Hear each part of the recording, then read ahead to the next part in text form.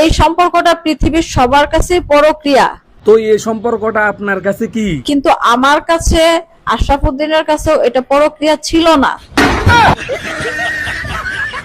মানে প্রেম করলেন, একজনে ভালোবাসলেন, ধন সম্পদের আদান প্রদান করলেন, তো এইটারে পরকীয়া বলে না, এইটারে কি পবিত্র ভালোবাসানি বলে? কোন দেখি।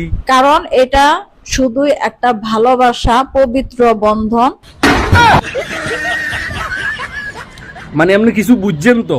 পবিত্র ভালোবাসা, পবিত্র বন্ধন, এতে যদি কয়েকবার শারীরিক মিলন বা ধন সম্পদের কোনো আদান প্রদান হয়, তাতে কোনো গুনাহ নাই, তাতে বরং আরো সোয়াব। এই আপুটাও ঠিক তেমন কাজ করেছে, একটা সোয়াবের কাজ করেছে, একটা মহৎ কাজ করেছে, তার প্রেমিকের সাথে প্রেম করে ধন সম্পদের আদান প্রদান করেছে, এবং সে বলেছে এইটা আমাদের পবিত্র ভালোবাসা, এতে কোনো গুনাহ নাই। কারণ আমাদের মিল, আমাদের সম্পর্কটা হচ্ছে গিয়ে পবিত্র মন থেকে, এই জন্য কোনো গুনাহ হবে না। যখন কয়েকশো বার এইভাবে শারীরিক সম্পর্ক হয়েছে, আফুটি তখন তার প্রেমিকাকে বলছে আমাদের শারীরিক সম্পর্কে জানি কোনো গুনাহ হবে না, কারণ এটা হচ্ছে গিয়ে পবিত্র।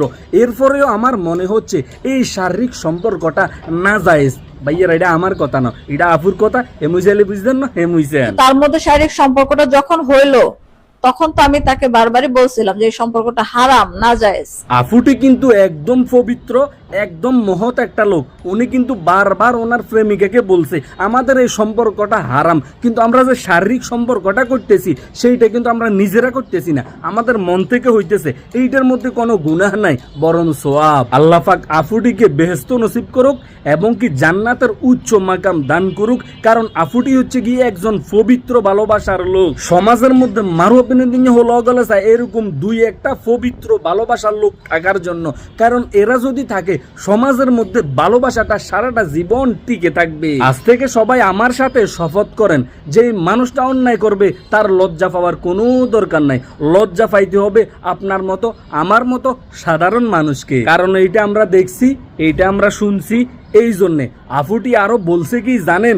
কারণ এই পবিত্র সম্পর্কটা শুনে যারা সিসি করবে তাদের লজ্জা নাই, কারণ তারা পবিত্র ভালোবাসা সম্পর্কে কোনো কিছু জানেই না। কিছু বলার নাই রে ভাই, কি বলমু, ভাষা হারিয়ে ফেলছি।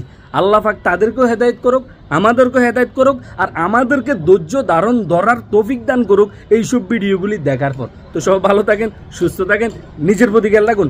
ভিডিওটি ভালো লাগলে অবশ্যই শেয়ার করুন। আল্লাহ হাফেজ।